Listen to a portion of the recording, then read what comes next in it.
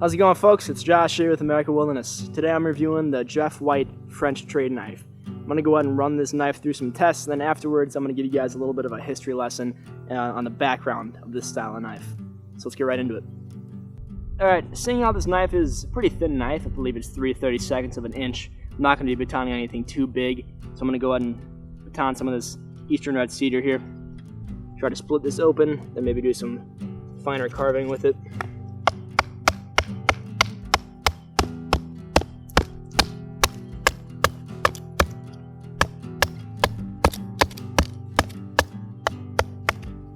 Alright, split a nice chunk off there. I'll do a couple more here, see how it holds up. See, it's making a decent wedge there. Not great. This knife is not meant for heavy work like this.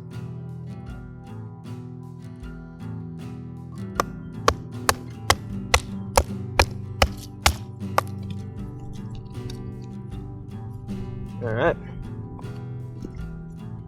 Go ahead and do a little bit of fine carving here. Try to do some feather sticks or something.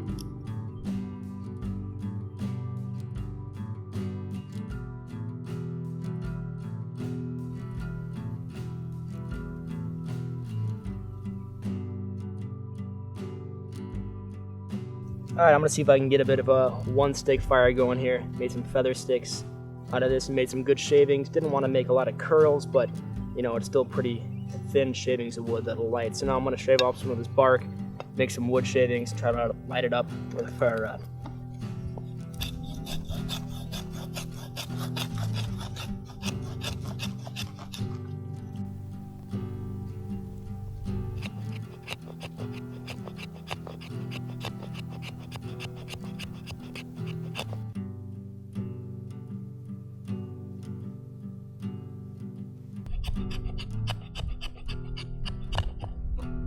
Alright, so this knife makes some pretty good wood shavings with the back of the spine there. Go ahead and use this little ferro rod to try to light this up. See, it throws pretty good sparks. Coating off there.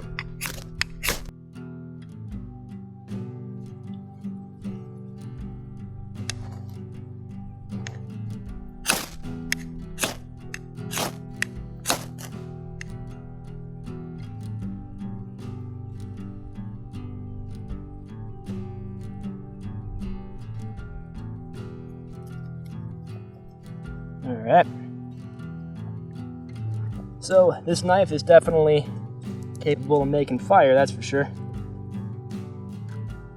It is also a high carbon steel, so you can use it to spark off of a piece of flint to light a char cloth or a piece of fungus, punk wood, something like that.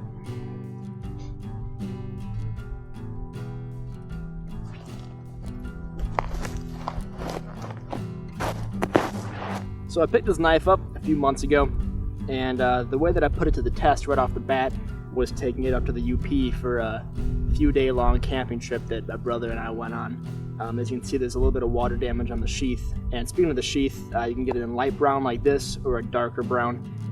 High quality leather, nice thick welt, all hand stitched, and a rivet for the belt loop. Pretty sturdy sheath, you know, it's not going to break on you. So yeah, I brought it up to the UP.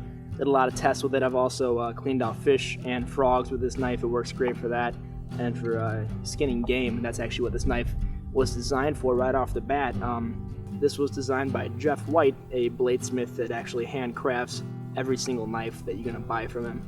And these are designed based off of sort of kitchen knives. They were used in the fur trapping era in the 18th century in the Americas, primarily by the French. That's why it's called a French trade knife. There's also an English trade knife that's very similar. Then there's different styles of butcher knives and things like that. And it was made to clean out game by the people that were fur trapping in that era. It wasn't made to do wood processing. It works great for that, as you can see in the clips before this, but it's a very thin blade, as I said, 3/32 of an inch. So it's used to skin out game and, you know, clean meat and different animals. So yeah, this definitely wasn't their primary means of wood crafting or bush crafting when they were fur trapping. They used either an axe or a small trapper folding knife instead of using a a knife like this because they wanted to keep the edge on this knife in perfect working order so it'll be really easy for them to clean out game. The knife is made out of a 1095 high carbon steel. It has curly maple handles, which I really like, really beautiful handles with brass pins in there, and the Jeff White logo there. As I said, it comes with 2 different types of sheaths. I think this runs for about $40 on the Jeff White section of the Pathfinder store, Self Reliance Outfitters. There'll be a link in the description if you want to pick this up for yourselves. I've definitely put this knife through the paces, did some batoning, some feather sticking. Not going to try chopping with this. It definitely is not meant for that. It's meant for skinning out game. So putting it to woodcrafting use is a little bit of a risk on its own, but it held up very well. I have no worries taking this knife out into the bush and trusting it as my primary tool, my one tool option for all woodcrafting, skinning, bushcrafting in general. So as I said, a link in the description if you want to pick this up for yourselves. Hope you guys enjoyed this video. If it helped you out, leave a like on the video, comment with any questions you may have about the knife. Before I sign this off, I want to make one comment about a modification that I want to make on the knife. This is a pretty sharp edge right here.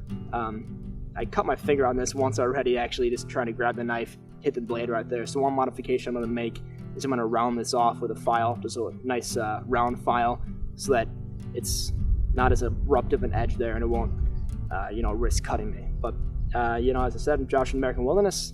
If you enjoyed, don't forget to comment, like, and I'll catch you guys in the next video.